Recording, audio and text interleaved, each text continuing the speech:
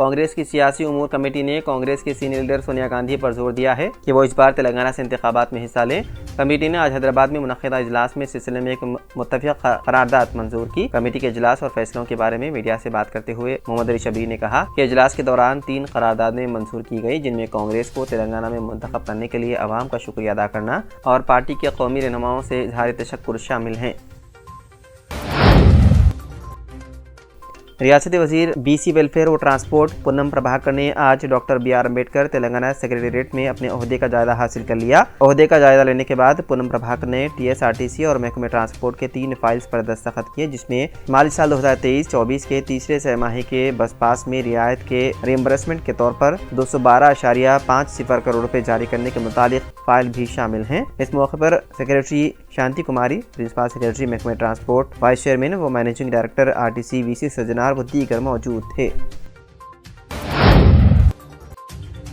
तेलंगाना के Nizamabad municipal corporation में BRS party को बड़ा झटका लगा। एक ही दिन 4 कॉर्पोरेटर्स ने पार्टी छोड़ दी। उन्होंने BJP के कौमी जनरल सेक्रेटरी सुनील बंसल की मौजूदगी में भगवा खंडवा पहनकर BJP में शामिल हो गए। बताया जाता है कि ये चारों BJP से जीतने के बाद BRS में शामिल हुए थे। निजामाबाद अर्बन हल्के से BJP के धनपाल सूर्य नारायण ने हाल ही असेंबली इंतखाबात में कामयाबी हासिल की थी, जिसके पेश नज़र 4 कॉर्पोरेटर्स दोबारा BJP में शामिल हो गए।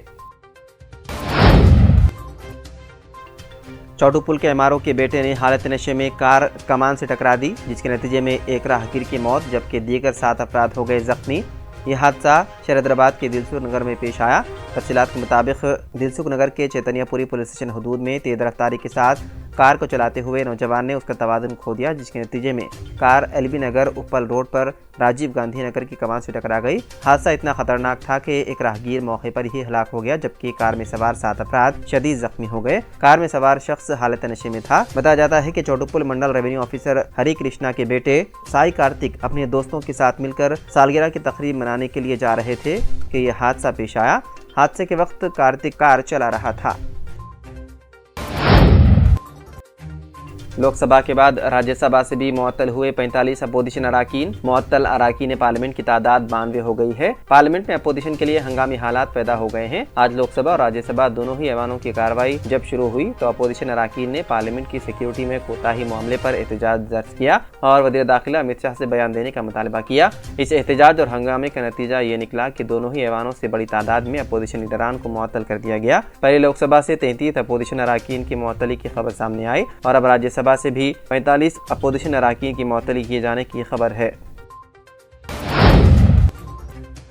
आवाम के लिए 23 जनवरी से ही खुल जाएगा राम मंदिर का दरवाजा। ट्रस्ट ने दी बड़ी जानकारी। अयोध्या में ज़ेर तामीर राम मंदिर के इफ्तिताह की तारीख जैसे जैसे करीब आ रही है, सियासी व समाजी सरगर्मियां बढ़ती जा रही हैं। बाबरी मस्जिद की जगह तामीर हो रहे इस मंदिर के इफ्तिताह के लिए 22 जनवरी की तारीख मुकर्रर की गई। ताज़ा तरीन खबर यह है कि इफ्तिताह के अगले ही दिन यानी 23 जनवरी से राम मंदिर के दरवाजे आवाम के लिए भी खोल दिए जाएंगे। इस सिलसिले में श्री राम जन्मभूमि तीर्थ क्षेत्र ट्रस्ट ने खुद जानकारी दी।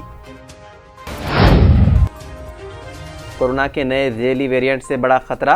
केरला में 4 मरीजों की हुई मौत, 335 नए केसेस हुए दर्ज। मुल्क में कोरोना के नए मामले बढ़ने लगे हैं। मरकजी वजारत सेहत के जरिए जारी आदाद शुमार के मुताबिक गुज़िश्ता रोज़ कोविड-19 के 335 नए मरीज सामने आए हैं। इसके साथ ही फाल केसेस की तादाद बढ़कर 1701 हो गई है। इस दरमियान खबर सामने आ रही है कि कोरोना की वजह से 5 लोगों की मौत हो गई है, जिनमें से 4 मरीजों का ताल्लुक केरला से था और एक का उत्तर प्रदेश से। अंडरवर्ल्ड डॉन दाऊद इब्राहिम को कराची में दे दिया गया जहर, जिसके बाद उसे अस्पताल में कराया गया दाखिल। इंतहाई मतलूब अंडरवर्ल्ड डॉन दाऊद इब्राहिम के हवाले से दावा किया जा रहा है कि दाऊद को कराची में जहर दे दिया गया है, जिसके बाद उसे अस्पताल में दाखिल कराया गया, जहां उसकी हालत तशवीशनाक है। ताहम इस हवाले से अभी तक कोई मुसद्दिक़ इत्तला सामने नहीं आई है। दरअसल सोशल मीडिया पर कई सारिफीन की जानिब से दावा किया जा रहा है कि दाऊद इब्राहिम को कराची के अस्पताल में दाखिल कराया गया है। दावा किया जा रहा है कि किसी नामालूम शख्स ने उसे जहर दे दिया, जिसकी वजह से दाऊद को अस्पताल में कराया गया है दाखिल।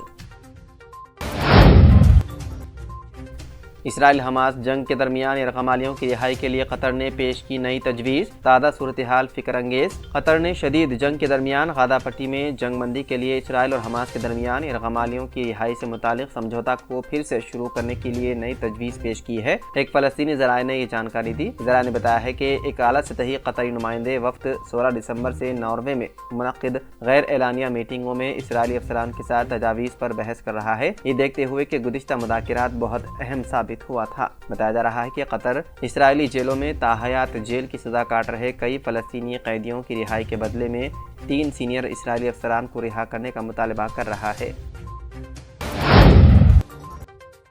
अतालवी वज़ीर आज़म का सऊदीया में मुर्तद और हमजिन्स परस्ती पर सज़ाएँ ख़त्म करने का मुतालबा। इटली की वज़ीर आज़म जॉर्जिया मेलोनी ने कहा है कि इस्लामी सकाफ़त और यूरोपी तहज़ीब की इक़दार और हुकूक़ में मवाज़नियत का मसला है। वायरल वीडियो में इटली की वज़ीर आज़म जॉर्जिया मेलोनी ने सऊदी अरब और वहाँ शरीयत पर मबनी कानून बिलखुसूस इर्तिदाद और हमजिन्स परस्ती की सज़ाओं पर तनक़ीद करते हुए कहा कि उन सज़ाओं को ख़त्म होना चाहिए। उन्होंने मज़ीद कहा कि ये बात मेरे जहन से नहीं निकलती है कि इटली में ज़्यादातर इस्लामी सकाफ़त मराकज़ को सऊदी अरब की तरफ से माली इमदाद फराहम की जाती है। उन्होंने ये भी कहा कि मेरा मानना है कि इस्लामी सकाफ़त की एक मखसूस तशरीह और हमारी तहज़ीब के हुकूक़ और इक़दार के दरमियान मुताबिकत का मसला है।